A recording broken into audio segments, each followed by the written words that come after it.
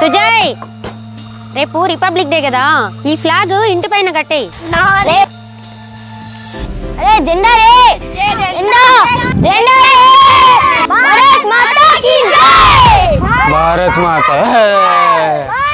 ఏయ్, భారత్ మాత అంటే సారీ చెప్పు మా బాబు. నేను కామెంట్ చెయ్యలేదు. లేదన్నా భారత్ మాతా అని ఎక్కిరించాడన్నా. కామెంట్ చేయడం తప్పు, అందులోనూ మన దేశ జాతీయ జెండాను కామెంట్ చేయడం ఇంకా పెద్ద తప్పు. నీ మీద కేసు పెట్టి బొక్కలో కూడా వేయొచ్చు. మర్యాదగా సారీ చెప్పు. సారీ. భారత్ మాతాకి జై అని చెప్పమనన్నా. భారత్ మాతాకి జై అని నేను ఎందుకు అనాలి?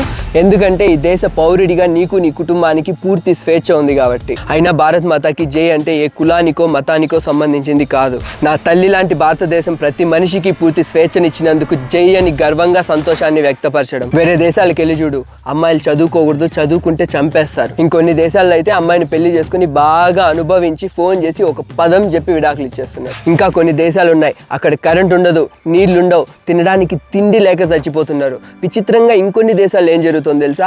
అక్కడ నువ్వు నల్లగా ఉంటే నిన్ను కుక్క కంటే హీనంగా చూస్తారు. కొన్ని దేశాల్లో చదువుకొని జాబ్ ఉంటేనే బతకగలరు. ఇంకొన్ని దేశాల్లో టెర్రరిస్టులే ప్రభుత్వాలు. ఇంకా గలీజ్ దేశాలు ఉన్నాయి, పాటలు వింటే చంపుతారు, సినిమాలు చూస్తే చంపుతారు, వేరే మతస్థులుంటే కాల్చి కాల్చి చంపుతారు. ఇంకొన్ని దేశాల్లో నువ్వెంత సంపాదించినా తిండి గింజలు కొనుక్కోవడానికి కూడా సరిపోవు. కానీ మన దేశంలో చదువుకున్నా చదువుకోకపోయినా బతికేయచ్చు, పేదోడైనా రోజు కూలి చేసుకొని బతికేయచ్చు. అన్ని మతాలు వాళ్ళ ఆచారాలను పాటిస్తూ ఒకరినొకరు గౌరవించుకుంటూ హాయిగా బతికేయచ్చు. ఇక్కడ ఆడవాళ్ళు చదువుకోవచ్చు, జాబ్ చేయొచ్చు, వ్యాపారాలు చేయొచ్చు. అందుకే భారత్ మాతాకి జై అని గర్వంగా అరవచ్చు. నేను అనను, మీరు ఏమి చేసుకుంటారో చేసుకోండి.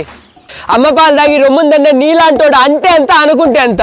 వాడిని కొట్టన్నా. ఊరుకోండ్రా, ఇలాంటి వాళ్ళు బయట దేశాలకు వెళ్ళి బ్రతికితే గానీ తెలియదు మన భారతదేశం విలువ.